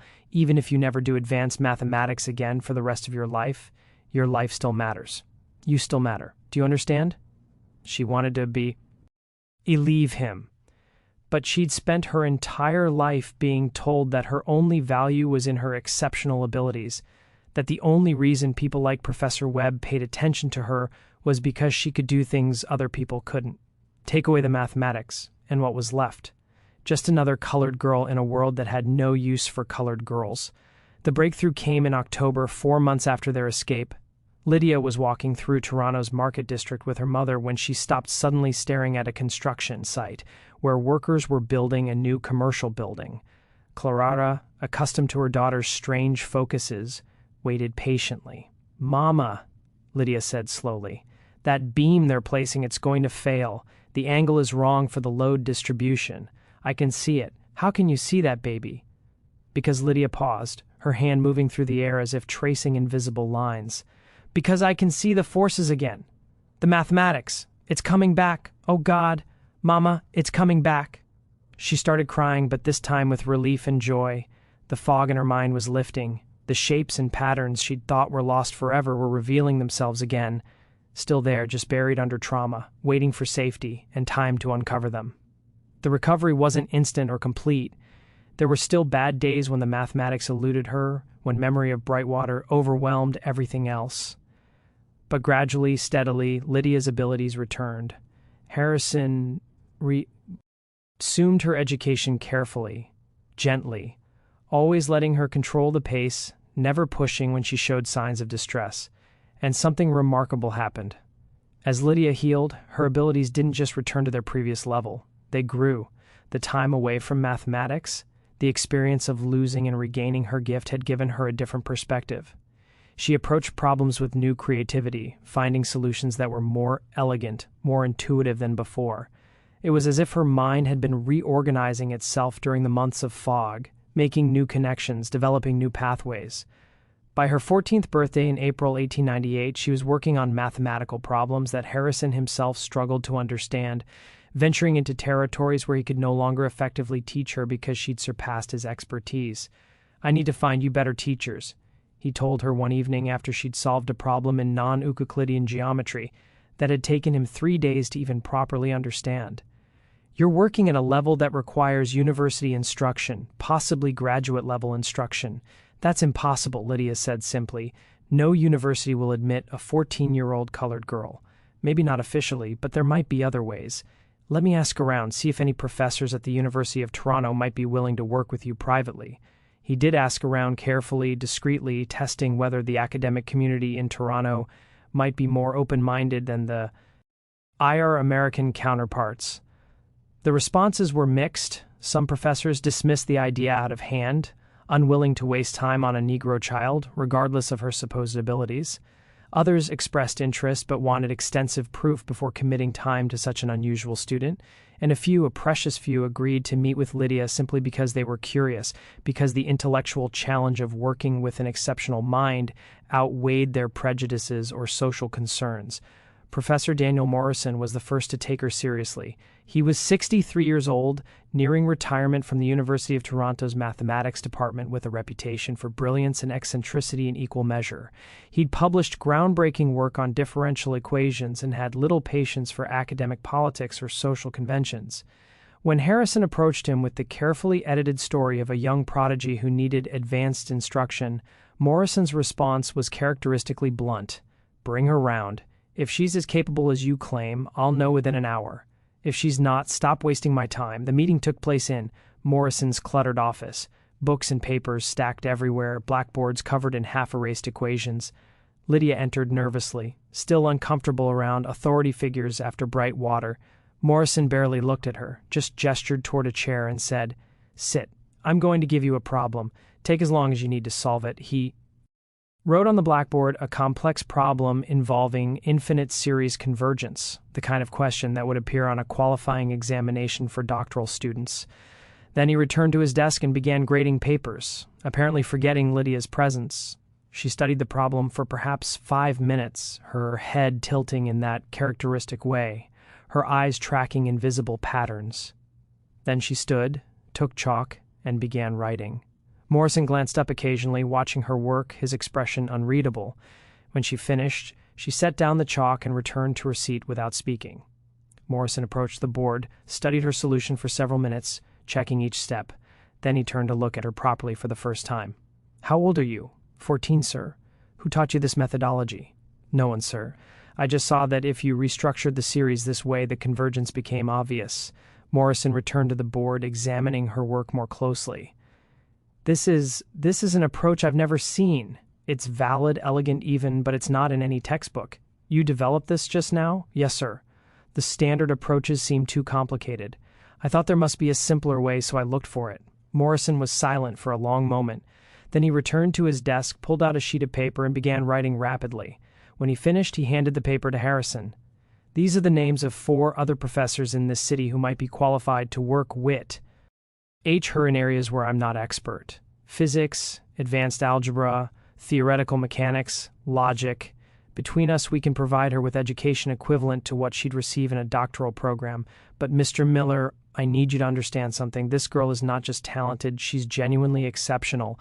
the kind of mind that appears maybe once in a generation, possibly once in several generations. She needs to be developed carefully, challenged appropriately, protected from those who would exploit her. She's been exploited before, Harrison said carefully, uncertain how much to reveal. We left the United States partly to escape that situation. Morrison studied him with sharp eyes. I'm not going to pry into your past, but I will say this. Whatever her abilities, whatever her potential, she's a colored girl in a world that's hostile to colored girls. Even here, even in Canada, where things are theoretically better, she'll face barriers. She'll be dismissed, underestimated, excluded from opportunities that mediocre white men take for granted. If we're going to educate her, we need to be realistic about what her future holds. She can't publish under her own name without being ignored or mocked. She can't attend university officially. She can't pursue a conventional academic career. So the question becomes, what do we train her for? What's the end point of this education? It was the question that haunted all of them. What was the point of developing Lydia's abilities if she had no legitimate avenue to use them? They couldn't publish her work without exposing her to exactly the kind of attention they'd fled. They couldn't send her to university without risking discovery. They couldn't let her build a public reputation without making her vulnerable to people like Thorne, who would see her as a threat to be neutralized or a specimen to be studied. The solution they developed was both practical and profoundly unfair. Lydia would continue her education, working privately with Morrison and his colleagues. She would develop her abilities pursuing mathematical research at the highest levels, but her work would be published under Harrison's name, with him serving as a front, a respectable white male face that the academic world could accept. Lydia would be a ghost, the brilliant mind behind discoveries that others would receive credit for. When Harrison proposed this arrangement, Lydia was quiet for a long time. So, I do the work and you get the recognition. Yes, it's unjust and I hate it, but it's the only way I can see for your work to actually reach people who might use it, build on it, advance the field. If we publish under your name, it will be ignored or dismissed. If we publish under mine, it has a chance to matter. Will anyone know? Eventually, will history know that I'm the one who actually did the work? I'll document everything. Every paper we publish, I'll keep records showing you're the true author. Someday, when it's safe, when Itai has changed enough that the truth won't destroy you, we'll reveal it, but that might not happen in our lifetimes. Lydia looked at her mother, seeking guidance. Clarara's expression was pained. Baby, I can't tell you what to do. This is your genius, your life. But I can tell you that invisible survival is better than spectacular destruction. If this is what it takes for you to do the work you love without being imprisoned or dissected by men who see you as a threat, then maybe it's worth it. Will I ever get to just be myself? Lydia asked, the question carrying the weight of everything she'd lost. Will I ever get to stand in front of people and say, I solved this, I discovered this, I matter? I don't know, Harrison admitted. I hope so. I hope we're building toward a world where that becomes possible, but I can't promise it. Lydia was 14 years old, already traumatized by captivity, already aware that her brilliance was both gift and curse. She made the choice that countless other brilliant people suppressed by systems of oppression have made throughout history. She chose invisible contribution over visible destruction. All right, we'll do it your way, but Professor Webb, promise me something. Promise that you'll document everything. Promise that someday, somehow, the truth will come out. I don't need statues or fame. I just need someone someday to know I existed, that I wasn't just a ghost, that I mattered. I promise. And so began one of the strangest collaborations in mathematical history. Over the next 15 years, from 1898 to 1913, Harrison Webb published 17 papers in various mathematical and engineering journals, work that earned him a reputation as a brilliant and unconventional thinker. The papers covered topics ranging from advanced topology to fluid dynamics to theoretical mechanics, each one pushing the boundaries of existing knowledge. Each one written in a distinctive style that emphasized visual and intuitive approaches to complex problems. What the mathematical community didn't know was that every one of those papers had been written by Lydia Johnson working in a small apartment in Toronto, filling notebooks with ideas and proofs that Harrison would then transcribe and submit under his name. She would develop the core concepts, work through the mathematics, explain her reasoning to Harrison. He would write it up in formal academic language, add references and citations, navigate the publication process. They were a team, but an invisible one with only one of them visible to the world. The mathematics itself was extraordinary. Lydia's 1.92 paper on novel approaches to calculating stress distribution in complex structural systems would become foundational to modern structural engineering. Though it would be credited to Harrison Webb, her 1.97 work on intuitive visualization methods for multidimensional mathematical spaces would influence the development of topology for decades. Again, under Harrison's name, her 1911 paper on PR, addictive modeling of fluid turbulence contained insights that wouldn't be fully appreciated until the development of chaos theory 50 years later, but history would remember it as Harrison Webb's work. She was brilliant, productive, contributing meaningfully to human knowledge, and she was erased. Her name absent from the historical record, her achievements attributed to someone else. It was survival, but it was also a kind of slow death, the gradual disappearance of identity in exchange for the ability to keep doing the work she loved.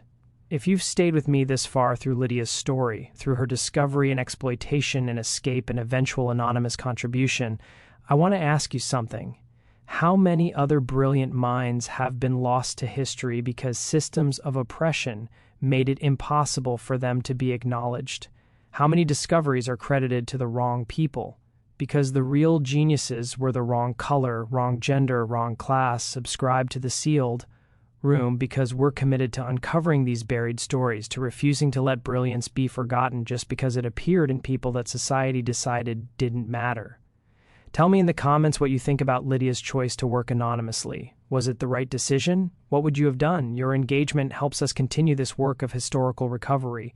But Lydia's story doesn't end with anonymous publication, because in 1913, something happened that would force all of them to confront the question of whether silent survival was enough. Dr. Marcus Thorne published a book. It was titled The Question of Negro Intelligence, a Scientific Assessment, and it was designed to be the definitive statement on racial hierarchy, a comprehensive argument that Negro intellectual inferiority was biological, immutable, and scientifically proven.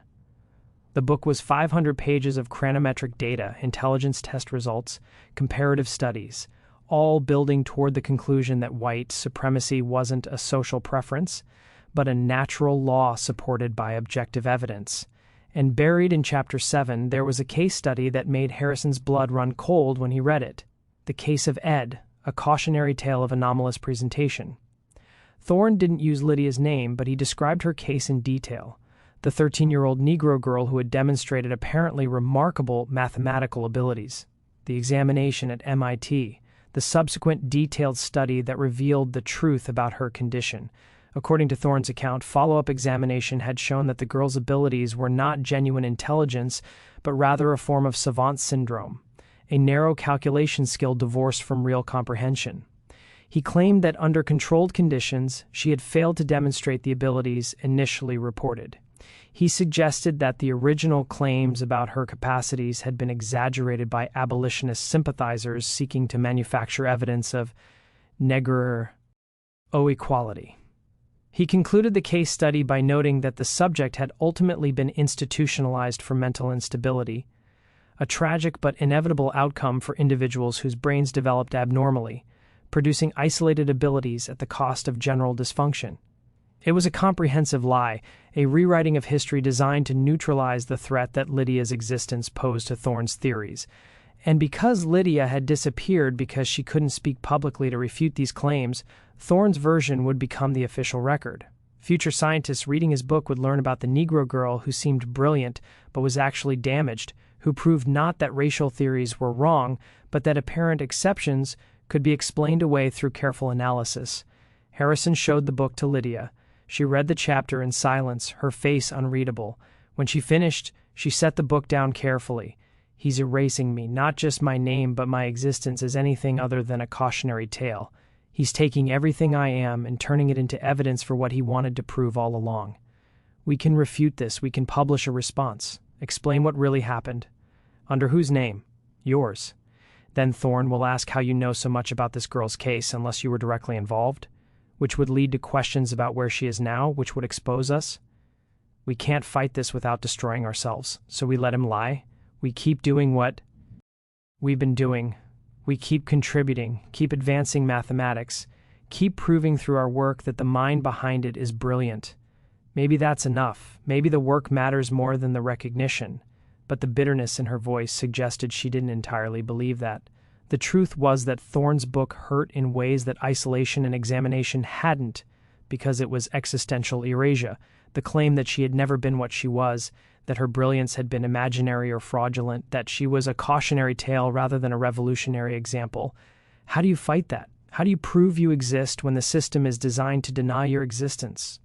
Over the following years, Harrison and Lydia continued their collaboration, continued producing papers, continued advancing mathematical knowledge. But something had changed. Lydia became more withdrawn, more isolated. She rarely left the apartment. She poured herself into mathematics with an intensity that bordered on obsession, as if trying to prove something to herself, if not to the world. Clara watched her daughter with growing concern. "She's disappearing," Clara told Harrison in 1916, 20 years after they'd fled to Canada. "Not physically, but in every other way. She's becoming nothing but the mathematics. Like she's decided that if she can't be a person in the world, she'll just be a mind doing calculations. That's not living. What do you suggest?" "We've tried everything we can think of to give her a no-our male life while protecting her from exposure. I don't know, but I know this can't continue. My daughter is 29 years old. She's never had a romantic relationship because she's terrified anyone she gets close to will discover who she really is. She has no friends because friendship requires sharing yourself, and she can't share herself without risking everything. She's a ghost, and I'm starting to think that maybe dying as herself would have been better than surviving as nobody." It was a brutal assessment, and Harrison couldn't argue against it. In saving Lydia's life, had they condemned her to a different kind of death? The slow erasure of identity, the gradual disappearance of self? The question haunted him, and it was still haunting him on March 17, 1918, when Clara Johnson died of influenza during the great pandemic that swept across the world that year. She was 56 years old, worn out from decades of labor and worry, her last years spent watching her brilliant daughter fade into anonymity. Lydia, who remembered everything perfectly, would never forget her mother's final words. "Baby, promise me something. Promise me you'll find a way to be yourself. Even if it's dangerous, even if it means losing the work. You can't spend your whole life being someone else's ghost. Promise me." "I promise, Mama." But it was a promise Lydia didn't know how to keep. After Clara's death, something broke in Lydia, or perhaps something that had been holding together through sheer will finally came apart. She stopped working on mathematics. She stopped responding to Harrison's attempts to engage her. She spent days sitting silently, staring at nothing, trapped in memories that her perfect recall wouldn't let fade. The trauma of Brightwater, the years of hiding, the erosion of identity, her mother's death, all of it accumulating into a weight that no amount of mathematical brilliance could solve. Harrison, now 58 years old and not in the best health himself, tried everything. He brought her books, proposed new problems, arranged meetings with Morrison and the other professors who'd worked with her over the years. Nothing penetrated the depression that had settled over her like fog. Maybe she told him during one of the few conversations she would still engage in. Maybe Dr. Thorne was right after all, not about Negro inferiority, but about me specifically. Maybe I am an anomaly, a malfunction. Maybe my mind works wrong, producing abilities that don't fit anywhere, that can't be used for anything except causing trouble. Maybe it would have been better if I'd never been discovered at all, if I just stayed a cleaning woman's daughter, illiterate and invisible, living a small life that didn't threaten anyone. You can't believe that. You've contributed more to mathematics than most people who have full careers and public recognition. I've contributed anonymously under a false name while hiding from the world. What's the point? What does any of it matter if I don't exist? Harrison had no answer, and he was running out of time to find one. His own health was declining, his heart condition worsening. The doctor had told him he probably had 2 years at most. What would happen to Lydia when he died? Who would protect her? Who would document her work? Who would remember that she was real? In the summer of 1919, Harrison made a decision. He wrote a detailed account of everything that had happened from discovering Lydia in 1897 to the present day. He documented her abilities, the examination, the abduction, the rescue, the years of anonymous collaboration. He collected all of Lydia's original manuscripts, her notebooks full of mathematical derivations and ideas, proof that she was the true author of the work published under his name. And he sealed it all in a metal box with instructions that it should be opened in 1969, 50 years in the future, when presumably the racial climate would have changed enough that Lydia's story could be told without endangering anyone. He showed the box to Lydia. "This is your legacy, everything you've done, everything you've been. Someday people will know the truth." She looked at the box with hollow eyes. 50 years, I'll probably be dead by then. So I get to spend my entire life being nobody and then become somebody after I'm gone. That's supposed to comfort me. It's the best I can do. I'm sorry it's not enough. It's never been enough, but I suppose it's more than most people like me get, so I should be grateful. There was no bitterness in her voice, which somehow made it worse. Just flat acceptance of injustice, resignation to erasure. In October 1919, Harrison Webb died of heart failure at age 59. His obituary in Toronto papers mentioned his work as a tutor and his occasional mathematical publications, noting that he'd made modest contributions to the field. It didn't mention that he'd been a professor at MIT, or that he'd sacrificed his career to rescue a brilliant child, or that the mathematical work he'd published was actually written by someone else. History recorded him as a minor figure, a footnote at best. After Harrison's death, Lydia disappeared. The few people who'd known her as Sarah Miller reported that she'd moved away, destination unknown. Morrison and the other professors who'd worked with her tried to find her, concerned about her welfare, but she'd vanished completely. Some thought she'd moved to another city, or perhaps died shortly after losing the one person who'd anchored her to the world. The metal box Harrison had sealed was placed in a safety deposit vault at a Toronto bank to be opened in 1969 as specified in his will. But in 1925, the bank underwent reorganization. Records were lost or misfiled. The box was eventually transferred to a storage facility. Its original instructions no longer attached. It sat there for decades, forgotten, gathering dust alongside thousands of other unclaimed items. In 1969, when it should have been opened, nobody knew it existed. The truth it contained remained buried. And Lydia Johnson, what became of her after Harrison's death? For 90 years, historians who noticed the occasional reference to her case assumed she'd died young, another casualty of the brutal racial conditions of the early 20th century. But in 2009, a graduate student in Toronto researching the history of the city's black communities found something unexpected. A death certificate from 1963 for a woman named Sarah Miller, age 79. Occupation listed as seamstress. No surviving family, no notable achievements recorded. Just another elderly black woman dying quietly, unremarked, unmemored.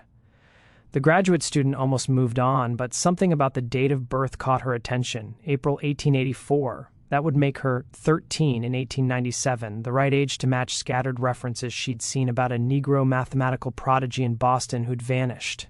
She dug deeper, finding a few more records. Sarah Miller had worked various jobs over the decades: seamstress, cleaning woman, occasionally as a tutor for children in her community. She'd lived alone in a small apartment in Toronto's Ward neighborhood. She'd had no children, never married, lived quietly for 44 years after Harrison Webb's death. And then the graduate student found something extraordinary. Among Sarah Miller's possessions auctioned off after her death to pay outstanding debts was a trunk full of notebooks, mathematical notebooks, hundreds of pages of calculations and proofs and theoretical work, all dated from 1920 to 1963, all written in a clear, precise hand, all containing mathematics that, when the graduate student showed them to her advisor, proved to be far ahead of their time. One notebook dated 1947 contained work on information theory that paralleled and in some ways exceeded Claude Shannon's groundbreaking research published the following year. Another, from 1952, explored concepts in computational theory that wouldn't be formalized until the development of computer science decades later. A third, from 1959, worked through problems in quantum mechanics that were still being debated. Sarah Miller, elderly black seamstress, had been producing cutting-edge mathematical research in complete isolation for over 40 years, research that no one would see, that no one would know about, that contributed nothing to the advancement of mathematics because it was trapped in notebooks in a trunk in an apartment where nobody thought to look for genius. The graduate student spent 3 years tracking down Sarah Miller's real identity, following fragmentary references, connecting dots across a century of deliberately obscured history. She found Thorne's book with its case study of Ed. She found scattered references to a Negro prodigy in Boston in 1897. She found Harrison Webb's publications and noticed the distinctive visual intuitive style that didn't match his earlier work before 1898. And eventually she found the metal box forgotten in a storage facility containing H. Harrison Webb's full account of Lydia Johnson's life. In 2012, the graduate student, now Dr. Jennifer Morrison, published a book titled The Ghost Mathematician, The True Story of Lydia Johnson.